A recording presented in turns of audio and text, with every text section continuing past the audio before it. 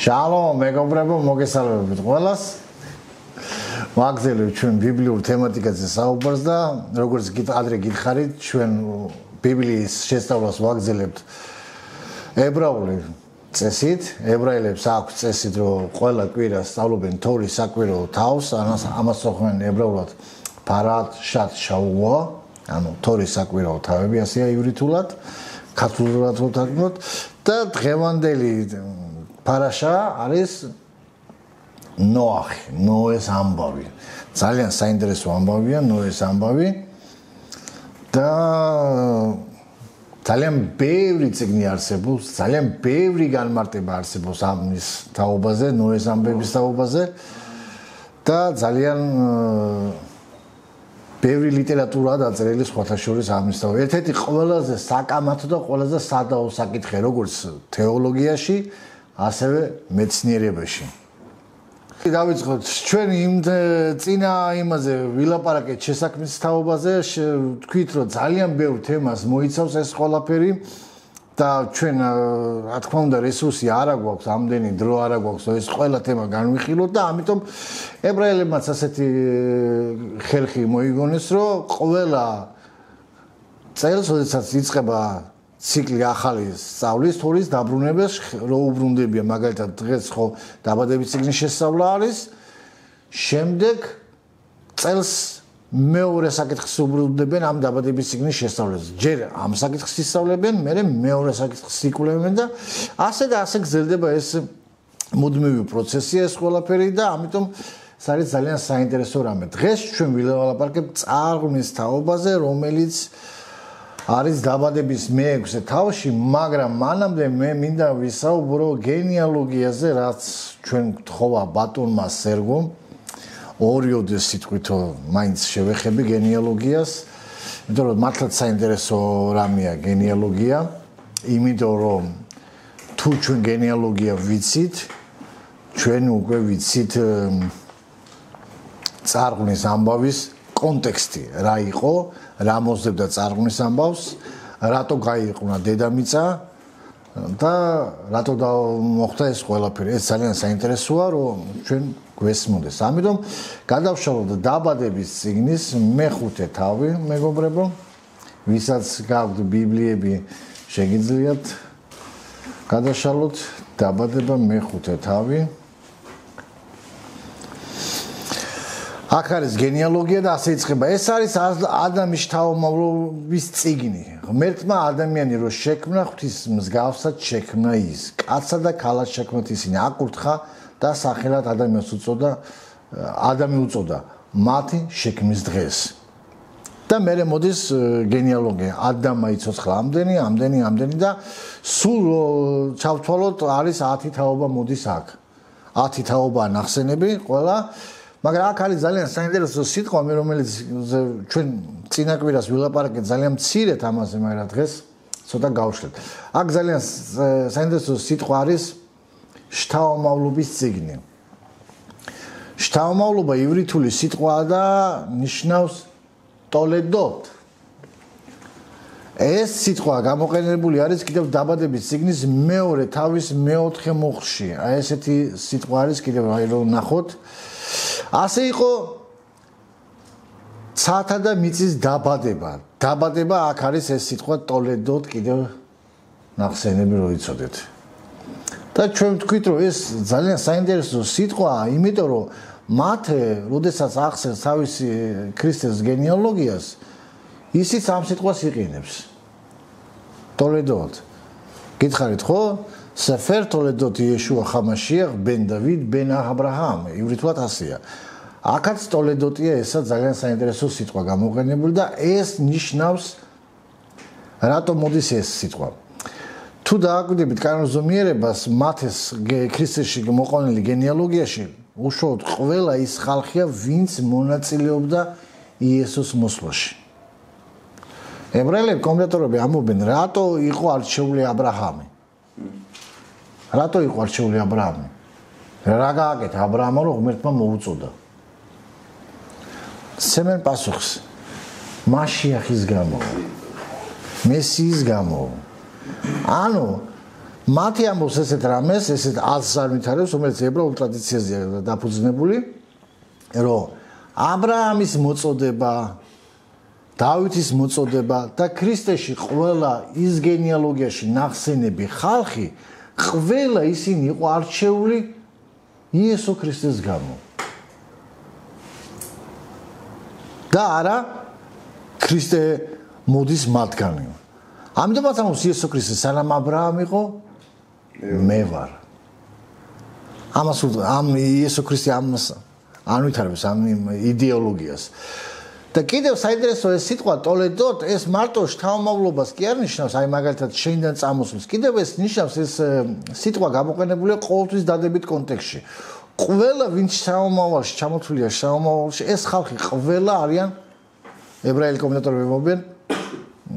ამ ყველა ამ ადამიანს აქვს წილი ობამაში, ანუ მომავალ სიცოცხლეში. ან ქრისტიანული ტერმინოლოგიით რო ვთქვათ, ცხონებულები არიან. ხო. სასופრეში არიან ყველა ეს ხალხი. გაიგე?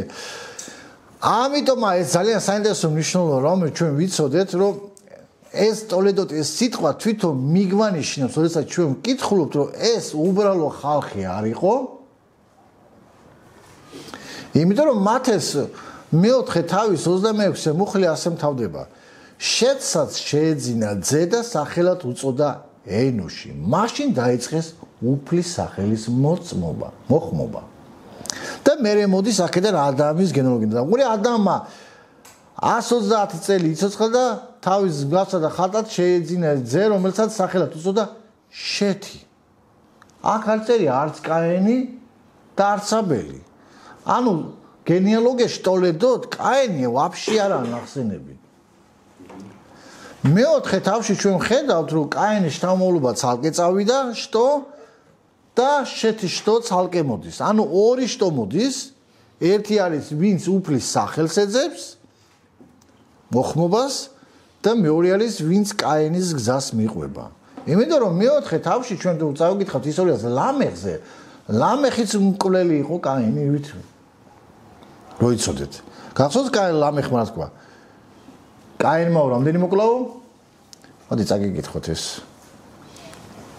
რომ უთხრა ლამეხმა თავის ცოლებს, ყადა და ცილა, ისმინე ჩემი, ლამეხი ცოლებო, ყურათი იღებ ნათქვამი ჩემი, მოვკალი კაცი, რადგან დამჭრა, ჭაბუკი, რადგან გვემა. თუ 7 გზის მიეზღებათ კაენის გამო, ლამეხისათვის 70 ჯერ 7 გზის მიეზღებათო. ანუ ლამეხმა მოკლა ადამიანი და კიდევ თქვა რომ მე ვიც მოკლავსო კიდევ 70 მიშთავმა ანუ თავი გაიმართლა რა რო იტყვია ეს იყო მკვლელი ხალხი და ამაზე ჩვენ ვილაპარაკებთ მე-6 თავში ამ ყველაფერზე მაგრამ მე მინდა პროსტო დაგენახოთ ეს სიტყვა ტოლედოტის მნიშვნელობა როდესაც ჩვენ ვკითხულობთ კაენის შთამომავლობას კაენის შთამომლობაში არ წერია ეს სიტყვა ტოლედოტი ანუ აქედან ვასკვნით რომ ტოლედოტი ეხება ყველა ადამიანს ვინც გადარჩენილია ვისაც წილი აქვს იესო ქრისტეს მოსვლაში მიღებული. და აქ წერია მაშინ დაიწყეს უფლის სახელის მოხმობა. როგორ გესმით, რა ნიშნავს უფლის სახელის მოხმობა? ურთიერთობა რა? გიო, შენ როგორ გესმის? ახლა იაყოველებს ვკითხო, გეტყვიან იაყოვას იძახოდენო და რა ნიშნავს ჩვენ რო ტერმინს ხვდებით უფლის სახლის მოხმობა. სადაც იერემიაში წერია ვინც უფლის სახელის მოხმობს გადარჩებო. რა ნიშნავს ეს უფლის სახელის მოხმობა? ცხოვრო და ხდები წავწოროთ. ბატონო? ვინც მისი გზები წავა ან ვიცხოვრო. ან სწორად. აი მაგალითად აბრაამმა ააშენა, გამოვიდა ეგვიპტედან, წერია რომ დაბრუნდა, ავიდა ისევ ზეცაში ისრაელის მიწაზე, ერեց ისრაელზე. იქ წერია რომ მან აუგო სამცხეფლო და მოუხმო იქ უფლის სახელს. რა ნიშნავს ეს უფლის სახლის მოხმობა? სწორად ცხოვრებას. სერგო, რა ნიშნავს? და უფლის სახელის მოხმობა. რა ვიცი.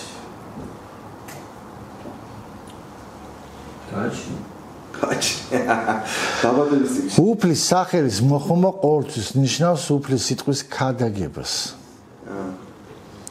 სწავლებას ღმერთის შესახებ. შეთის შვილები ავრცელებდნენ სიტყვას ღმერთის შესახებ. ასწავლიდნენ იმას, რაც გადავიდა ადამიანიდან, იმიდან. უყურე, თუ ჩვენ გავყვებით იმ აზრს, რომ ღმერთმა ადამი და ევას ცოდვის გამო დაკლა ცხოველები, ხო დაკლა? ამას გავყვებით ხო? პრინციპში მე არ ვეთახვი, მაგრამ მე მინდა რომ ეს აზრი მაინც დაიჭიროთ. ხო, მე სხვა რამეს ვამბობ, მაგრამ უყურე, ლოგიკა მინდა დაგანახოთ ესეთი ლოგიკა, ეს უკვე ქრისტიანული ლოგიკაა და მე ვფიქრობ საკმაოდ მყარი არგუმენტირებული ლოგიკაა ეგა და ამიტომაც ვემხრობი ამას ამ მომენტში ახლასაც ვამბობ. ჩემი აზრით მე ჩემთვის ვიტოვებ. ეს წირე ჯგუფი ხალხისთვისა რო ეთქია. თუ მივყვებით ჩვენ აზრ ლოგიკას რომ ღმერთმა ცხოველები დაკლა ამის გამო, ხო? და მიცა კანი ჩვენ ხო დასაცმელი ჩვენ ხედავთ რატო მიიღო აბელის მსხვერპლი ღმერთმა და რატო არ მიიღო კაინის მსხვერპლი ღმერთმა.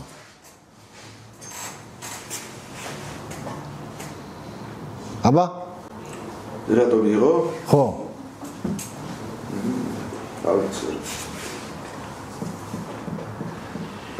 რომელი მსხვერპლი მოქონდათ რჯულამდე? მოსეს რჯულამდე. არა, რომელი მსხვერპლი მოქონდა? ხუთი სახის მსხვერპლი გვაქვს ხო ჩვენ ბიბლიაში? რომელი მსხვერპლი მოქონდათ?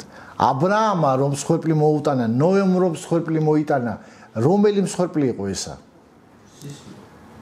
გასაგებია რომ სისხლი იყო, მაგრამ მსხვერპლი ხოა? ცოდვის მსხვერპლი, სულდასაწველი მსხვერპლი, ურეულის მსხვერპლი.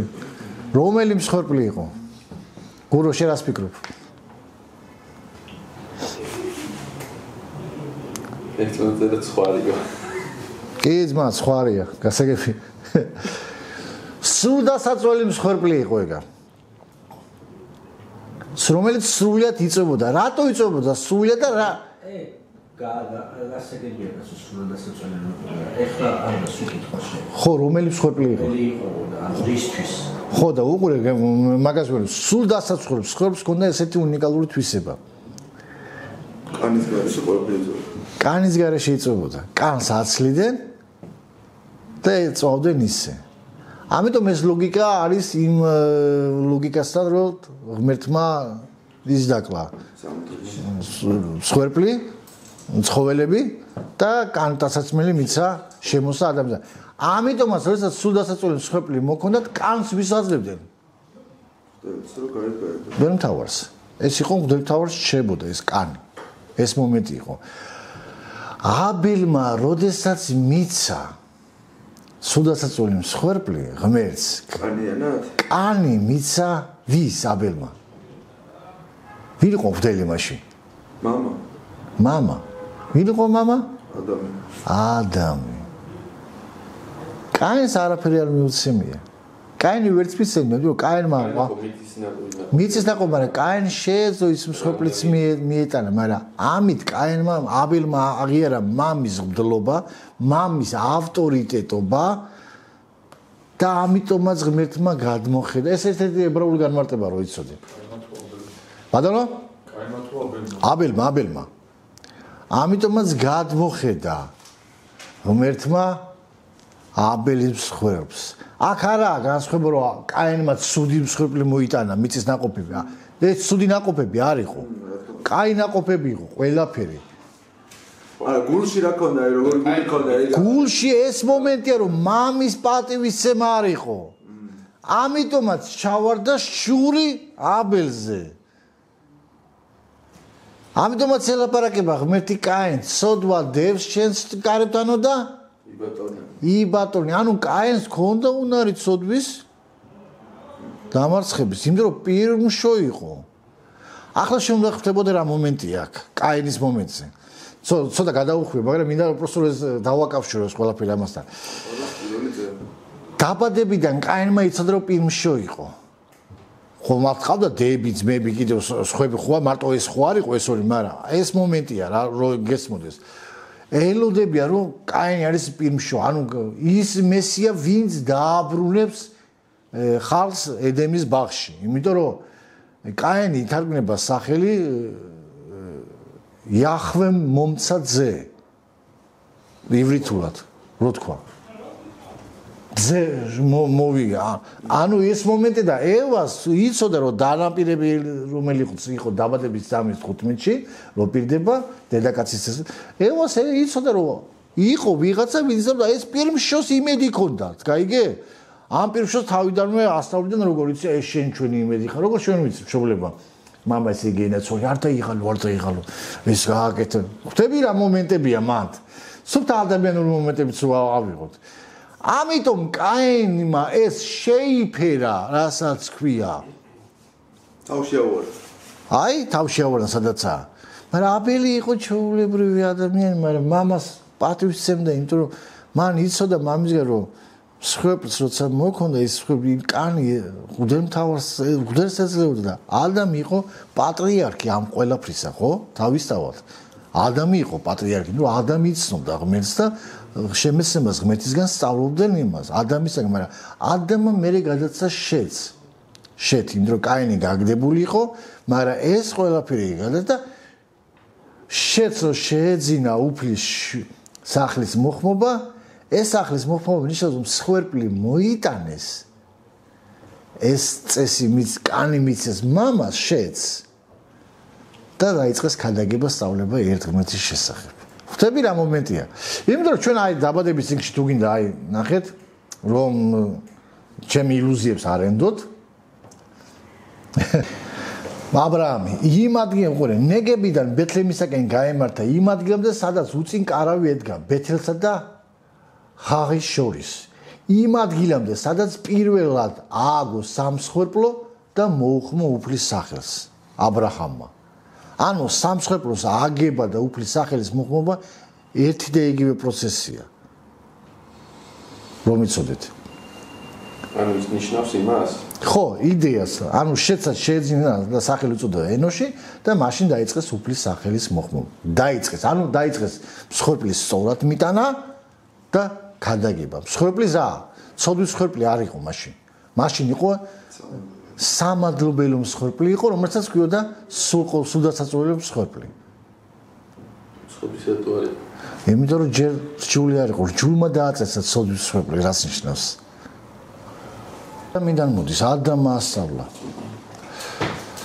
ხო და ეს იდეა მოდის ადამმა ისწავლა იმიდან, რა ქვია, როცა ღმერთმა მსხვერპლი დაკლა მათი ტანსაცმელების გამო, მათი სიშიშვრო დაიფარა. ეს მომენტი არის. ეს არის ერთ-ერთი ასეთი განმარტება, რომელიც ოფიციალურად ქრისტიანებიც ამას ემყარებიან. ნუ მე რა თქმა უნდა, ცოტა სხვა აზრი მაქვს ამ თემასთან, მაგრამ ამ თემას ჩვენ თემას არ ეხება ეგა. ეხლა უყურე, მოდის გენეალოგია. შეთის შთამომავლობა დაიწყო ღმერთის სახელის მოწოდება და ჩვენ ხედავთ ორ გენეალოგიას. კაენის გენეალოგია, რომელიც მეოთხე თავშია, როდესაც წავიდა კაენი და დასახლდა იგი და ააშენა ქალაქი და კაენის შთამომავალი ლამეხი, რომელიც იყო მკვლელი. დავინახეთ და ახლა წავიკითხოთ 10 შთამომავალი, რომელიც მოდის აქედან. ახლა ყველას არ დავიწყებ რიცხვებით დაწერას, ამიტომ შევამოკლებ რა. გინდათ ასე ვთქვათ? ნუ პირველი რამე მოდის ადამი, შეთი, ენოში, კენანი, მახელი, იერიდი, ენოქი, მეთუშალახი,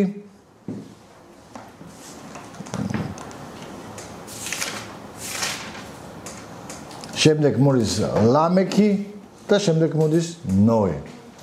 ეს 10 შთამომავლობა რომელიც არის. მე ჩვენ ვილაპარაკეთ იმ წინა ვიდეოში რომ ჩემი თავარი მიზანი არის იესო ქრისტეს დანახება და იესო ქრისტეს დამალულ ამ გენეალოგიაში ვხედავთ იესო ქრისტეს მოსვლას, რომელიც მიუთითებს იესო ქრისტეზე. იცი ხო შენ ეს? მაგრამ ხალხმა არ იცის და ამიტომ ვთქვათ. ამიტომ თითოეულ სახელში იმალება მოქმედება, ხო? თითოეულ ამ სახელში იმალება მოქმედება. მოქმედება, რომელსაც ღმერთი აკეთებს. ეს არის მეორე მიზეზი თუ რატო იძახის მათე იყენებს ტოლედოც სიტყვას. იმიტომ რომ ყველა ვინც მათე სახარებაში ნახსენები გენეალოგიაში მათი სახელებიც რაღაცაზე მიუთითებს და გვანიშნებს პირველი მინიშნებას გვაგზავნის აქ მათე, რომ ამ სიტყვას ტოლედოც იყენებს აქ. უყურე ასე ნიშნავს.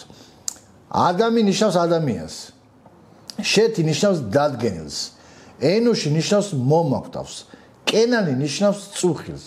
მაჰალელ ნიშნავს კურთხეულ არს ღმერთი. იერიდი მაღლიდან ჩამომავალს. ენოქი მასწავლებელი, მეთუშალახი მისი სიკვდილი მოიტანს. ლამექი მოიტანს ნანატრს. ნოე ნიშნავს მოსვენებას, მშვიდობას, ნეტარებას. ბოლო პროცესი. ხო, ბოლო. აქედან ესეთი წინადადება იკრიბება ამ სახელებიდან. ადამიანი დადგენილია მომაკვდავი წუხილისათვის კურთხეულია ღმერთი მაღლიდან ჩამომავლე, რომელიც გვასწავლის, რომ მისი სიკვდილი მოიტანს ნანატრს, შვებას, ნეტარებას. ხედავ? ძალიან საინტერესოა რა. ამიტომ ეს გენეალოგია ძალიან მნიშვნელოვანი და ძალიან საინტერესოა ჩვენ ეს გენეალოგიაში ვერ კვირვდეთ ეს ყველაფერი. სახარება არის გადმოცემული. ხო, სახარება, იმიტომა გამოცხადების წიგნშია სამი ანგელოზე რო ამბობს. გახსოვს? სამუდამო სახარება, ვეჩნა როგორაა ქართულად? მარადი. ანუ მარადი ეს ისეთი ზმნა რომ სახარება იყო სულ. გაიგე? ეს ყოველთვის იყო. და ესაც ძალიან საინტერესო რამე და აი აქედან ნენელა უკვე გადავდივართ ამ შთამომავლობიდან გადავდივართ დაბადების მე-6 თავი აბა გიო კარგად თუ კითხულობ წაიკითხე მე-6 თავი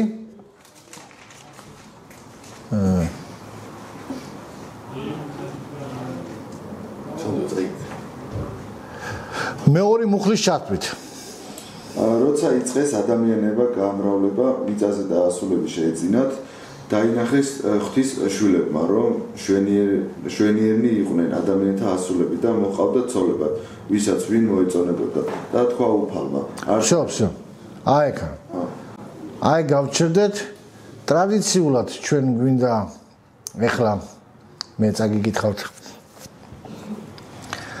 ორ განმარტებას, რომელიც არის მე რა თქმა უნდა მეორე განმარტებას ვემხრობი მაგრამ არის ესეთი განმარტებაც, რომელსაც სამწუხაროდ თანამედროვე კლასიკური იუდაიზმი დღევანდელი რასაც იმას ეყრდნობა, ნაწილი ეყრდნობა და ნაწილი ქრისტიანებისაც ევანგელისტური ნაწილი. ხო, ევანგელისტური ნაწილი, მაგალითად ჯიმის ვაგეტის კომენტარები რო წავიკითხე, პირდაპირ უწერია. ერთგვარად მითხრა ჯიმის ვაგეტის კომენტარები რა ვქნაო, გიო, მაჩუკესო და მითხარი გაკრასკე და გადააგე. და გაუთხა თუ. რას ქვია, გაუგრასკო გადავაგდო. ხო, ნუ ხტები, მაგრამ სანამ აქ მივალ, ჩვენ მინდა ესეთი რამე ვთქვათ.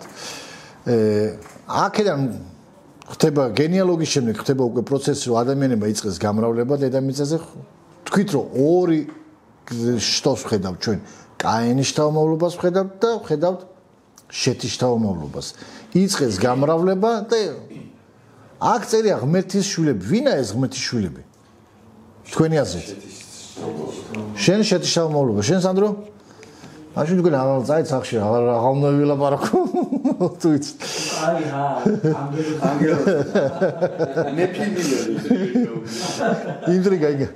კაი, მოდი დავიწყოთ თავიდან. არის ესეთი მოსაზრება იუდაიზმში, კლასიკურ იუდაიზმში, რომ ესენი არ ანგელოზები, რომ ანგელოზებმა იხილეს ეს რომ ღმერთის შვილები არიან, ისა ღმერთის შვილები იგივე ანგელოზები და დაინახეს ეს ქალები და წავიდნენ მათთან. და არის მეორე რომელიც ვერსია არის შეთის შვილები. რა ამყარებს რომ ესენი ანგელოზია? მოდი მათი არგუმენტებით ვთქვათ, ბალემ რომ ამოვწუროთ რა ეს თემა.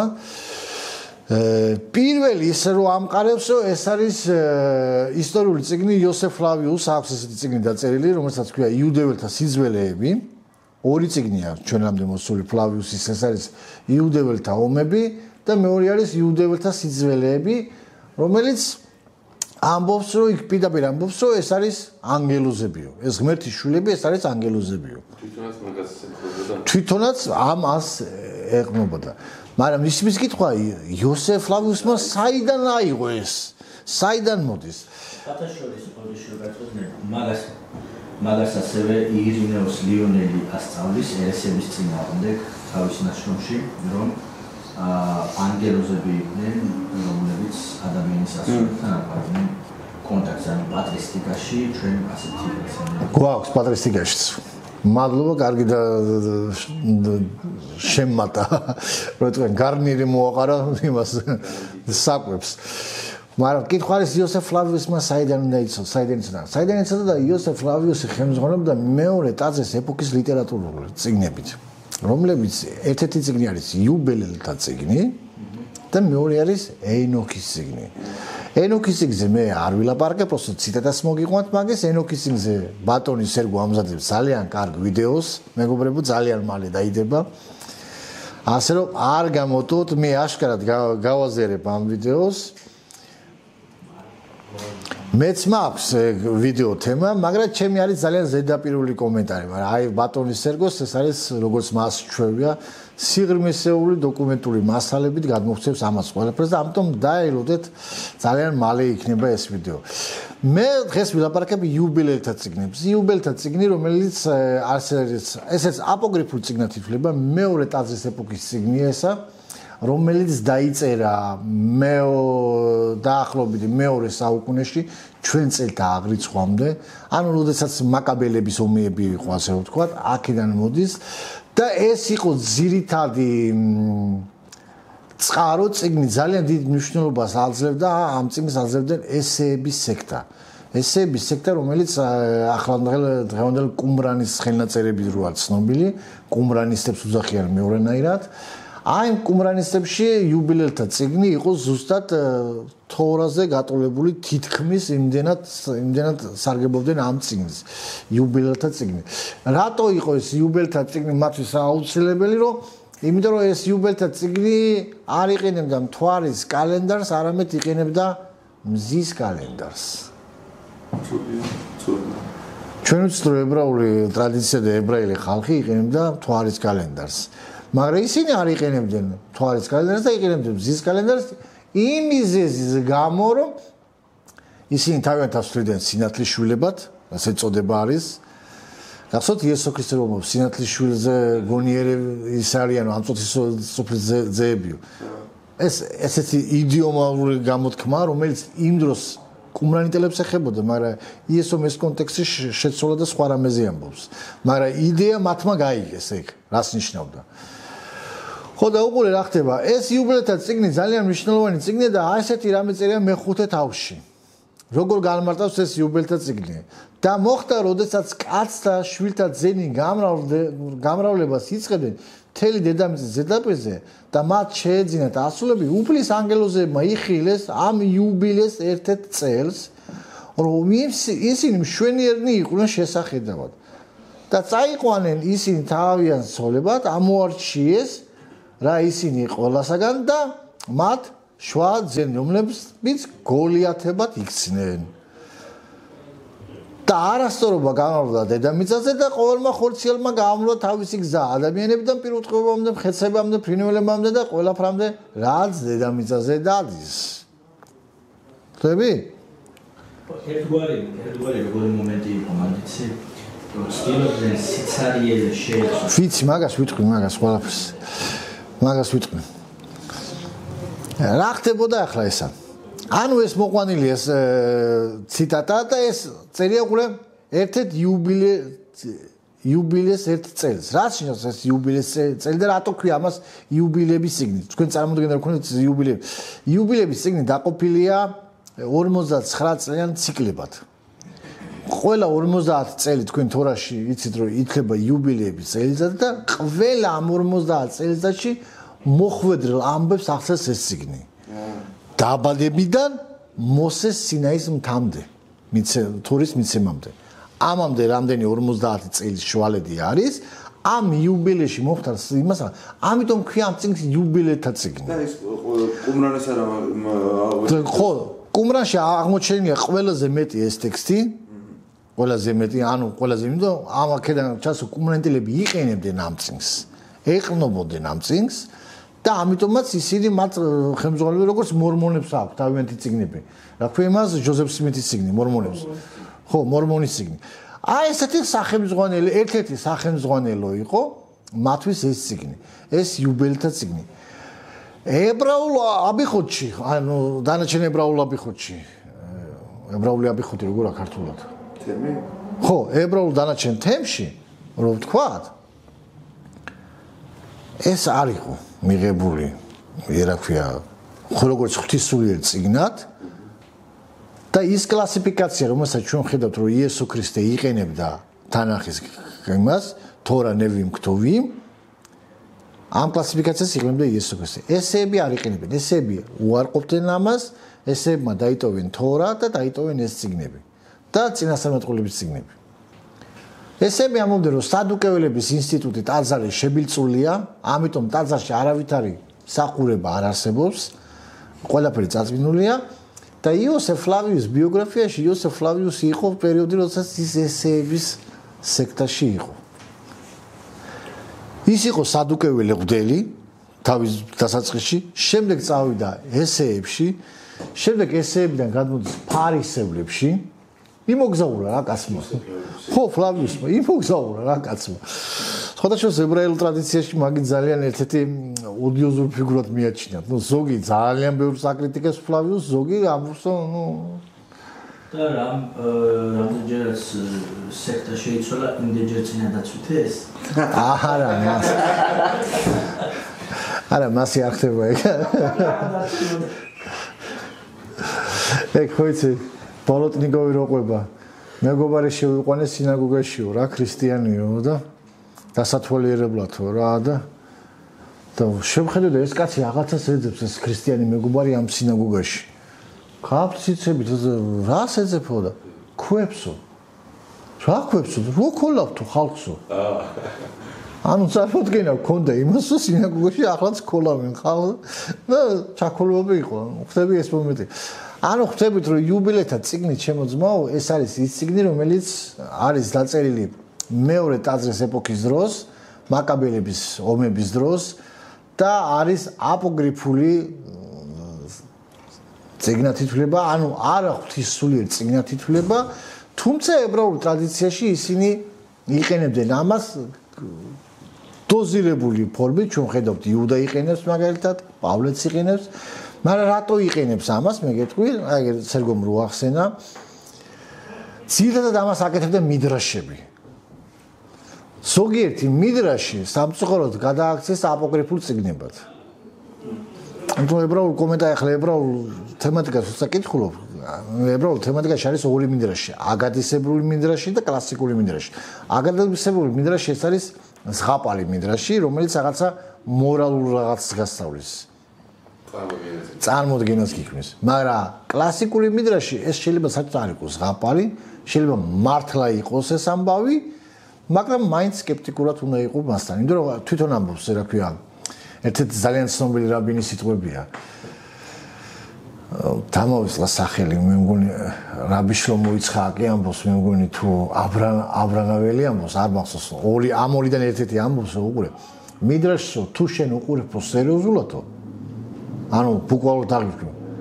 სამკურნალო ხარო. მგონი ის იყო ცხადხარი იყო მგონი. ხო და ცოტა სკეპტიკოსი. არა, თუ შენ უყურებო მიდრაშსო, აგრებულათო, ზერელეთო, მაშინ ერეტიკოსი ხარო. ანუ ოქროს ბალანსი უნდა შუალედი უნდა კონდეს. როგორც პავლე იყენებდა შუალედს. ხდები ახლა იქ პავლეს მოყავს, მოსეს ეწინააღმდეგებოდაო. ის სახელები რომ მოყავს, თორაში, ხო, თორაში არ წერია. მაგას გვიყვება მიდრაში. ხო, მოსეს ძილქუში. ხო, ხდები? ხო და არის ესეთი მომენტები, მაგრამ არის ისეთი დოქტრინალური საკითხი, რომელსაც შენ ვერანაირად ვერ შეეხები და ვერანაირად ანუ ეს მოსაზრება იოსებ ფლავიუსმა რო აიღო ეს არის ანგელოზებიო, ჩვენ ხედავთ რომ არის იყო ესეთი ვერსია. მაგრამ ხო, ანუ ხდებით იუბილეს წიგნის ეს არის ის რომ ებრაულმა ტრადიციამ არ ბევრმა არ აღიარა ეს წიგნები. ენოქის წიგნზე ილაპარაკებს ბატონი სერგო და მივედით იმას გქონდა რომ ეს არის შეთის შთამომავლობა. მეორე მიზეზი თუ რატო არ არიან ეს ანგელოზები, მაშინ ეს არის ესეთი მომენტი, რომ ნუ ამაზე მე ალბათ სერგო გაამახვილებს ყველას, მაგრამ მე გაკვით ვიტყვი, რომ თუ ჩვენ ავიღებთ, რომ ანგელოზები იყვნენ ეს ხალხი, ვინც აცდუნა და ეს ქალები მოყავდა, მაშინ ღმერთი რაღაცზე ანადგურებს ადამიანებს, თუ ანგელოზების ბრალი არის. ბრალობის პრინციპია აღარ ედება ადამიანს, ედება ანგელოზებს. მაშინ წარღვნა რაღაც საჭირო იყო, კაცო. პირიქით ღმერთს უნდა დაეცვა ეს ხალხი ამ ანგელოზებისაგან, ხო? ამ გოლიათებისაგან რო იტყვია. ანუ ეს ცოტა არ იყოს ღმერთის იმაში არ ჯდება. კაცების აუცილებლობასაც კითხვის ნიშანს სულ. ხო. ეს მამაზე შენი ლაპარაკებ. ვიცი, თუ უგენ ლაპარაკები გქონს. არა, მაგაზე არ. ანუ თქვენ უკვე გადაიღეთ, ხო და დამონტაჟებას ელოდებით? პროცესში ვართ. ოკეი, კაი. მონტაჟის პროცესში ხარ, თან ნელ-ნელა წერთ. ხო, ანუ ჩვენ მივხვდით, რომ ეს არ არის ეს მომენტი და უყურე საიდან ხვდებით, უყურე. მინდა ენოქის წიგნიდან წაგიკითხოს კიდევ ესეთი. ხო. ენოქი როგორ განმარტავს ამას და როგორ გადადის ბრალი ანგელოზებზე.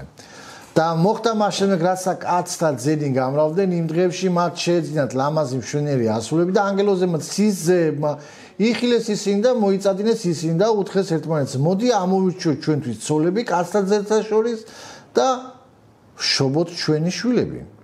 და წაიყვანეს მათთვის ცოლები, თითოეულმა ამოარჩია თავისთვის ერთი და დაიწყეს მათთან შესვლა და მათთან შერევა და ასწავლეს მათ ჯადოქრობა და წყევლა. ვინასწავლა? ანგელოზებმა. კაცებმა ასწავლა ეს? ანგელოზებმა ასწავლენ ადამიანებს. აზაზელმა ასწავლა იარაღისისა და გაუმხილეს მათ ფესვების და ხეების ჭრა. მათ დაორსულდნენ და შობენ დიდი გოლიათები, რომელთაც სიმაღლე 3000 წყდა იყო. წყდა ეს იდაყვის ნიშნავს. ანუ ეს 3000 წყდა გამოსახა 300 350 მეტრა. ხო, ნუ ასე გამოდის, ხვდები? ნუ თუ დინეზავრების იმას ავიღებთ ანუ თბილისისთან და არის 137 მეტრი თუ რაღაც. ხო, ნუ ანუ ჩვენ ანძაზე დიდი, ხო? შენ ახლა იმის ჭამას ფიქრობ, რა უნდა აჭამოს იმა? ხო, ენოქის წიგნი წერს მე ამას რომ უყურე რა მომენტია რომ აი გაგზება. მათ შეჭამეს ადამიანთა მთელი მონაპოვარი, ისე რომ ადამიანებს უკვე აღარ შეძლოთ მათი გამოკვება. მაშინ გოლიათები თავით ადამიანებს წინააღმდეგ მიბრუნდნენ, რათა შეეჭამათ ისინი. რაღაც საკეთებს წარღვნას თუ ადამიანის გადარჩენაა საჭირო. ხვდები რამდენად აბსურდია ეს ენოქის წიგნი. კანიბალიზმი და ვამპირიზმი იყო სისხლსვარსობენ და ხელსჭამი. ანუ ჩვენ ხვდებით რომ ეს არანაირად არ არის ანგელოზები. ღვთის ძეები ესენი არიან ვინ? შეთის და ამის დასურს ჩვენ ბიბლიაში ვხედავთ. ისრაელი ჩემი პირმშუაო. ერი. ღვთის ერი, ანუ ღვთის ერი იგივე ღვთის შვილები არ არის? იოანეს სახარებაში წერია. ვინც ირწმუნა იესო ქრისტე, მათ მიცარაო ხელმწიფება ვრაო. ანუ ღვთის შვილები ეს არის შეთის ხალხი. წაიკითხე შემდეგ. სანდრო წაიკითხე. 3-დან წაიკითხე. სადან? ნუ მერვე მუხლამდე. და თქვა უფალმა, არ დაივანოს სულმა ჩემმა ადამიანზე საუკუნოდ, რადგან იგი ხორციელია და იყოს მისი ხანი 120 წელი. გოლიათები ცხოვრობდნენ მიწაზე იმ ხანებში და მას შემდეგ როცა ღვთის შვილები შედიოდნენ ადამიანის ასულებთან, რომელიც შვილებს უჩენდნენ მათ. სახელოვანი ხალხი იყვნენ ისინი ძველთაგანვე. ოკეი, всё. თუ სახელოვანი ხალხი იყო ისინი ადრევე. მაშინ გაი ხალხი ყოფილა. რაღაცე უწევო წარღვნა მაგათ. კითხვა არ გიგვირს? შეიძლება სუდი კაცი იყო, მაგრამ სახელოვანი იყო, ანუ განთქმული რა. მაგრამ ჩვენ ხოც სახელოვანი კაცი ყოველთვის იმაში ასოცირდება დადებითთან, დადებით კონტექსტში. ეს ყოველთვის ასე იყო. ჰიტლერის სახელოვანი კაცი. არა. ვაი მაგფერი სახელოვნებას რა ვთქარი. აქ არის ძალიან საინტერესო მომენტი ჩემო მეგობრებო. ჩვენ ვთქვით რომ შეთის თავმოვლები იყო და ახლა ვთქვათ ვინ იყო ეს ადამიანის ასულები, ქალები ვინ იყო? ეს იყო კაინის თავმოვალი. აქედან ხდება პრინციპი, ზუსტად ის პრინციპი, რომელსაც ჩვენ ვხედავთ, რომ მორწმუნეს და ურწმუნოს არაფერი საერთო არ აქვს ერთმანეთთან. როგორც პავლე ამბობს, რა საერთო აქვს? ქრისტეს ბედიერთან. ხო, მორწმუნს. ანუ ეს იყო აკრძალული ქორწინებები. გოლიათებს შვებდნენო, ხო, წერია? სიტყვა გოლიათები საიდან გაჩნდა, იცი? სეპტუაგინტიდან გაჩნდა.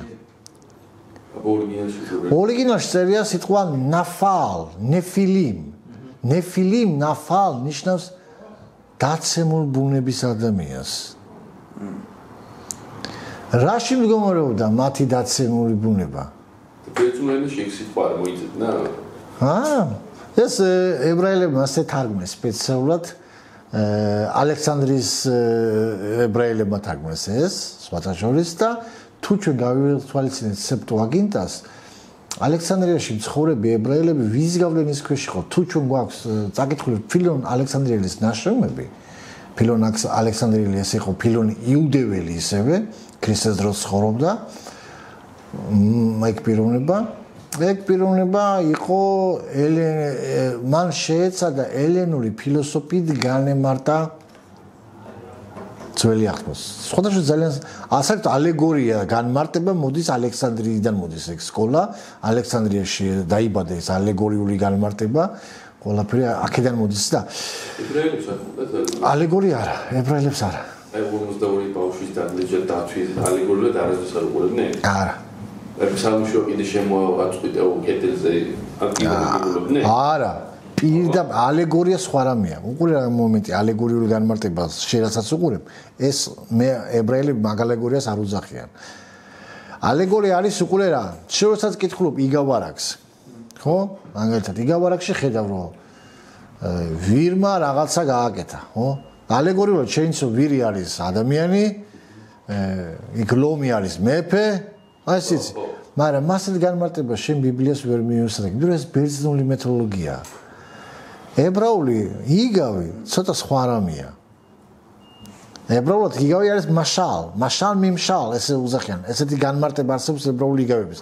ნუ ეს მე ვილაპარაკებ როცა მდიდარს და ლაზარეს იგავზე გავაკეთებ ვიდეოს მაშინ იქ ვილაპარაკებ მაგ იმაზე ალეგორიულად თალაკებულად ჯდება ლაზარეს იგავი რო განმარტო აი 3-4 ჯოჯოხეთი იდეალურად ჯდება აი პერფექტო რო იტყვია მაგრამ ებრაულად ძალიან დიდი ხარვეზებია უსერიოზული ხარვეზები იმასაც თანამედროვე თეოლოგია ნუ გასცემს ერთი ჯგუფი კონკრეტულად მაგ ჯგუფის ვინც იკვლევს ამ მესიანულ ებრაულ ფესვებს ისინი გასცემენ იმიტომ რომ მათმა იციან მაგრამ ვინც ამ ბერძნულ ფილოსოფიაზეა დამკნობილი მათი განმარტება ვერ უძლებს იმ ელემენტარულ კრიტიკას რასაც აი გადაუხვით არ მინდა ამ თემაზე რომ ვილაპარაკოთ ანუ მივედით სიტყვა ნეფილიმ ანუ მივხვდით რომ გოლიათები არ არიან ანუ გიგანტები არ იგულისხმება არა კანონიერ ქორწინებაში მყოფნი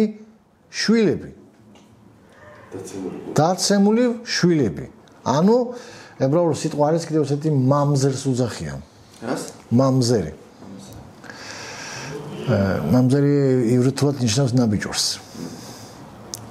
მაგრამ ეს ცოტა ხმამაღალი სიტყვა და სხვა დატვირთვა მიიღო მაგრამ იმ დროს აი მოწამოსულია მაგ ნაფალიდან მოდის ეგა მოდის ის რომ არაკანონიკური ურთიერთობიდან დაცემული შვილები წამოვიდა დაცემული ბუნების შვილები უყურე როგორ მომენტია დაცემული არასწორი ქორწინებიდან წამოვიდა შვილი რომელიც იზრდება როგორში დედა ურწმუნოა მამა მორწმუნეა დედა არ ემორჩილება მამას შვილი ხედავს ამას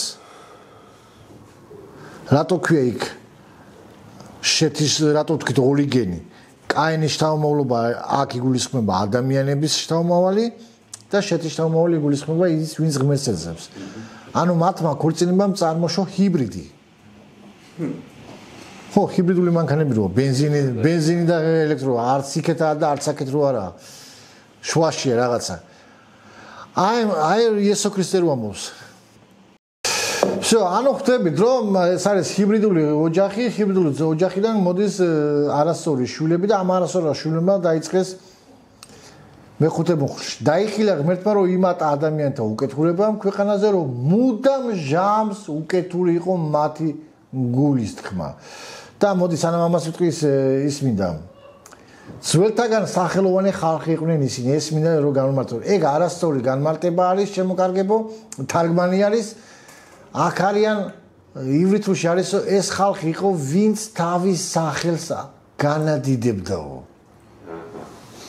საქმეა ჩვენ ეს სახელის განდიდება კიდევ თუ გახსოვთ არ ბაბილონის გამოს აჰა ბაბილონის გოდოში არ დავიშალოთო ქვეყანას არ მოვედოთო რათა ჩვენი სახელი განვადიდოთო ხტები მათი წოდნენ თან წარღვნის ამბავი ხო წარღვნის ამბავი წოდნენ ანუ იგივე მომენტი არის ეს რომ თავისი სახელის განდიდება პირდაპირ უშლის რა შეთიშტამოვლები რა შობოდა უფლის სახელს უხმო უფლის სახელის მოხმობა რა არის ღმერთს განადიდებდნენ ამათმა უარყვეს ღმერთის განდიდება ანუ წამოდიდა პროგრამა აირია ხტები გაჭედა პროგრამა ის რაც ადამიანმა ღმერთმა ადამიანად შექმნა იმას არ აკეთებდა აი ახლა მოვიდეთ ის მოსაზრება სერგომ რო თქვა ქერუბიმები ადამიანებიო პირველი ქერუბიმიო ქერუბიმი რას აკეთებს ძირითადი დანიშნულება ქერუბიმის რა ღმერთის განდიდება კი კიდევ დაცვა კიდევ რა ვიცი კიდევ დააყენა ქერუბიმები კიდევ მაცნია ღმერთის დიდება რას აკეთებს რაზე დგას ქერუბიმებზე ტახტი ქერუბიმი დგას ტახტის გარშემო და მათზე არის ღმერთის ისა დავანებული ტახტი აი ესა კიდობანში აღთმის კიდობანში ორი ქერუბიმზე იყო დავანებული ღმერთის ანუ შეხინა ადამიანის საქმე იყო რომ ღმერთის თანდასწრება შემოეტანა სამყაროში ეს იყო მოედე დედამიწას გაიმრავლეთ ედემის ღმერთის თანდასწრება იყო და რასაც ადამი ატარებდა ღმერთის თანდასწრებას დაკარგა ამიტომ აი ეს ქერუბიმის ეს იდეა ესე აქვთ ებრაელებს ეს ახალი არა ეს ტიკუნ ოლამი ესეც სწავლება არის იუდაიზმში და მაკედან მოდის ესო პირველი ქერუბიმი რომელიც ლუციფერი იყო დაეცა ედემის ბაღში მეორე ქერუბიმი ადამიანი იყო რომელიც დაეცა და ისე მესამე ქერუბიმი დააყენეს დასაცავად რომ არ შევიდეს არცეთი არ ყალღიცი თქვენო ანუ ხვდები რაც საინტერესო ისე განმარტება არის ესეთი ხო და აქ ჩვენ ვხედავთ ღმერთის სახელის განიდების ნაცვლად იწყებენ თავიანთი სახელის განიდებას პირველი ცოდვა რა იყო ლუციფერის всё ევას და ადამიანის ცოდვა რა იყო რომ შეჭამეს დაინახა რა ასეუნება ღმერთებივით იქნებითო სიამაყე არის ყველა ცოდვის დასაწყისი კაინმა სიამაყის გამო არ მოიტანა ის სხვრეპლი სულდასაწული მსხვერპლი რადგანაც არ ჩათვალა მამა იმის ღირსად რომ ღვდლად აღიარა შენო შესწოდეო და მე აგერო ჩემი იმითო ღმერთი დაგვაბრუნებსო მაგრამ ნუ რას უგაცავად ღმერთმა მასე არაო გაიგე ამიტომ მოვყევი ის კაინის ამბავი ამიტომ მოვყევი ისა რომელიცო შემდეგი კი მოიცა ვიტყვით რომელია მე-6 აბა წაიკითხე მე-6 ინანა ხო ესაც ძალიან საინტერესო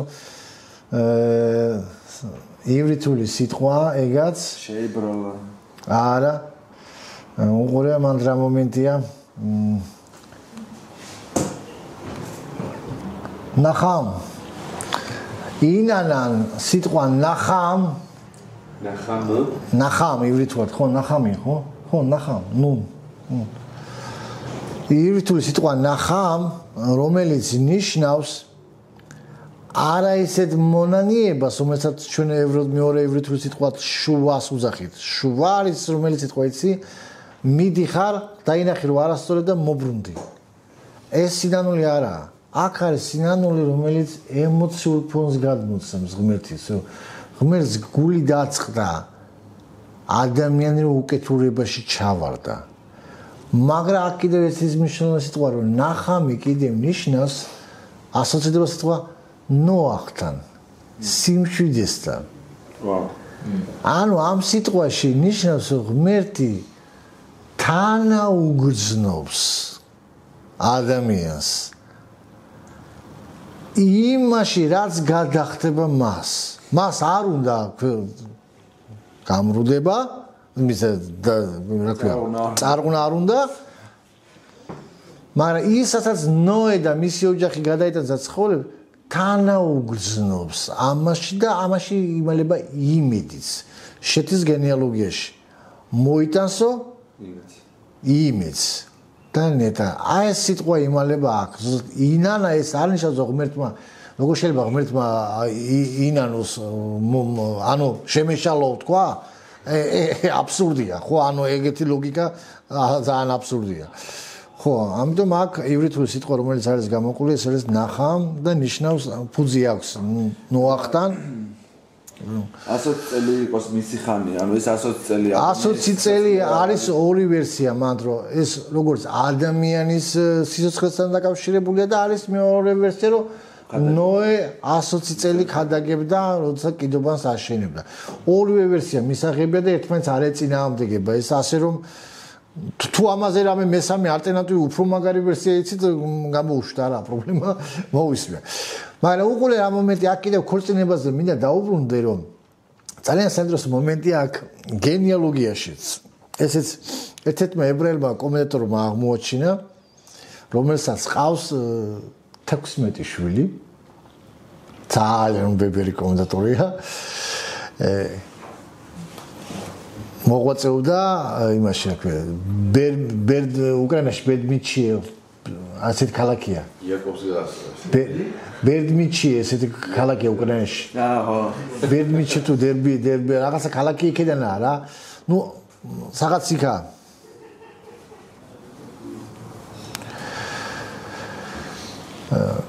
ხო და ის ხובה ეს რაბინი თუ დააკვირდებითო გენეალოგიასო 10 გენეალოგია ხო 10 მუსა ენოქამდეო ბავშვებს ანუ ცოლის მოყვანაო ადრეულად საკში ხდებოდაო ანუ 65 წლის შეეძინა ვაჟიო 30 40 80 წლის ასაკში მაგრამ ენოქის შემდეგო 160 წელი 120 წელი 500 წელი ხო და არა რატო ხდება ესო არა რატო ხდებოდა ეს რაბინი განმარტავს ესეთ რამეს ამბობს რომ სანამ ქვეყანა გაფუჭდებოდა მანამდე შეთის თაომავლებში ანუ კაი გოგო იყო ადვილი საპოვნელი იყო და მე უკვე ძნელი გახდაო რა პოვნაო კალისო და გვიან მოყავდა ცოლებიო.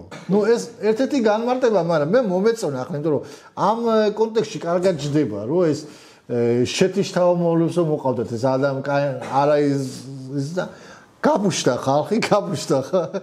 და დღესაც ახლა ხო იცი 90-იანებში 16 გოგო თხოვდებოდა თბილისში და ახლა სახთა დარჩენილი გასათხოვრები არიან. ბადო იუდაისტი ხარ თუ ქრისტიანი? მე ქრისტიანი ვიწერ. კრიშნაიდი ვარ ძმო. ეს მოდის მესამე გზას პოულობ. ხო, მესამე გზას. ერთი რომ მითხრა კომენტარებში წერს ნაცი ხარ ბრატ? არა მეთქი. აბავინ ლეიბორისტი მეთქი. ვერ დაახურდა მოუწე ვერ ელოდებოდა. так, ანუ ხვდებით რომ ღმერთმა გააკეთა წარღვნა, მოაწყვა ამაზე ამ სიტყვა ინანაში ჩვენ ხედავთ რომ ჩანს იმედი, რომელიც ჩანს რომ აი ეს წარღვნა მოიტანს ამას. თუ დააკვირდებით წარღვნა რასთან არის ასოცირდება კიდევ თუ იცით. რომელ ძველი აღთქმისეულ რიტუალთან ასოცირდება წარღვნა?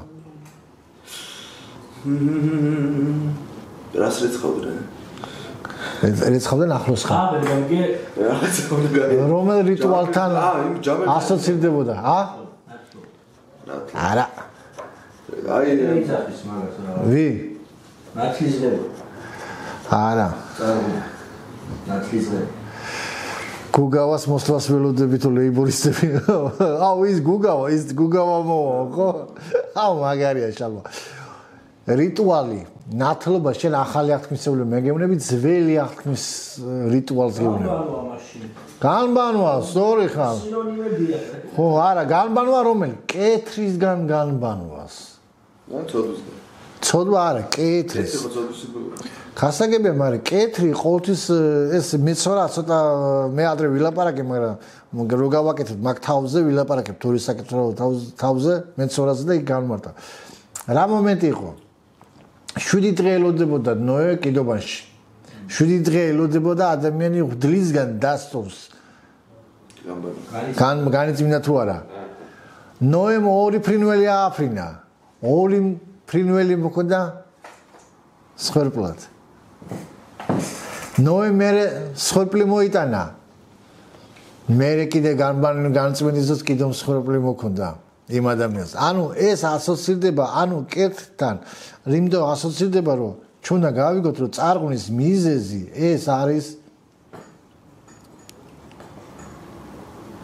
უკეთურება, 24 საათი უკეთურება იყო და მუდამ ჟამს იყო ადამიანის, როგორც მე ისა წერია.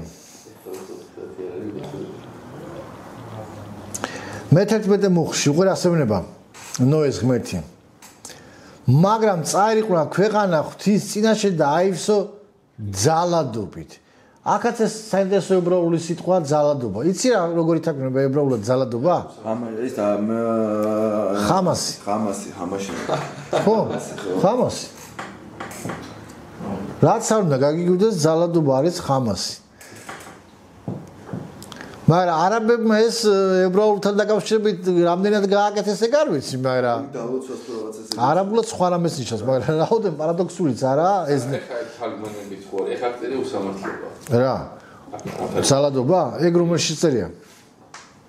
ჩვენ ძალადობა იგივე უსამართლობა არაა? თავისი არსით.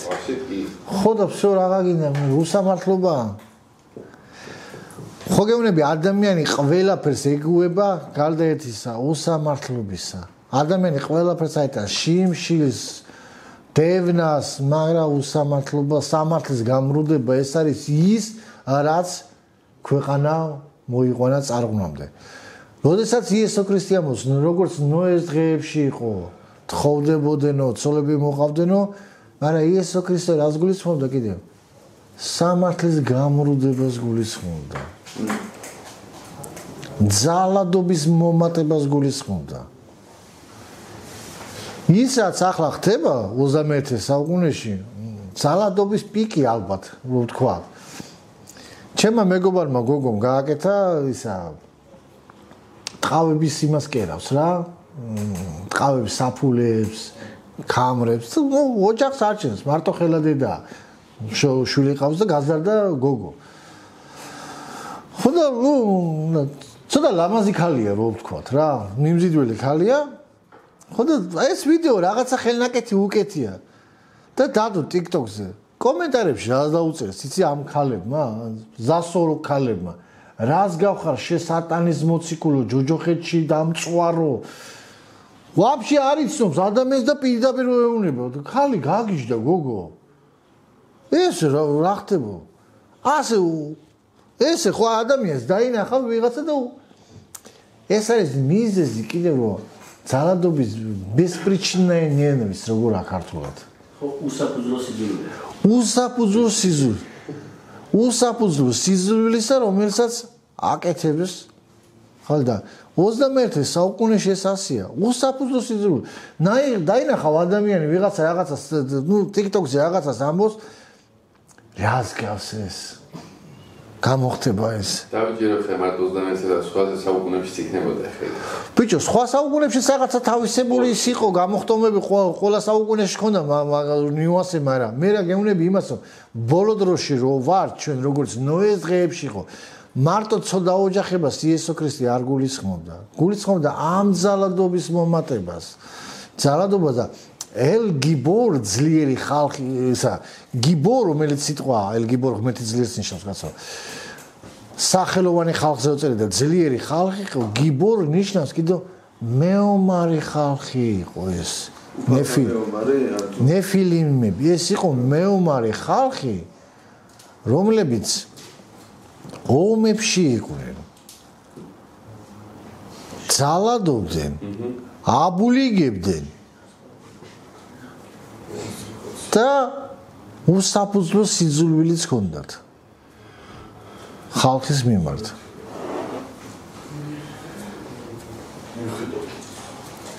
და ეს არის ის უსაფუძვლო სიძულვილი რომელიც არის ბოლო დროის ერთ-ერთი დამახასიათებელი ნიშანი რომელიც იქნება ანუ ჩვენ ხედავთ რომ წარღვნას მიზეზი იყო რა პირველი მიზეზი ვთქვით რომ აბა რა რომ შევაჯამოთ რომ აღარ დავყალოთ სმენელიძე ის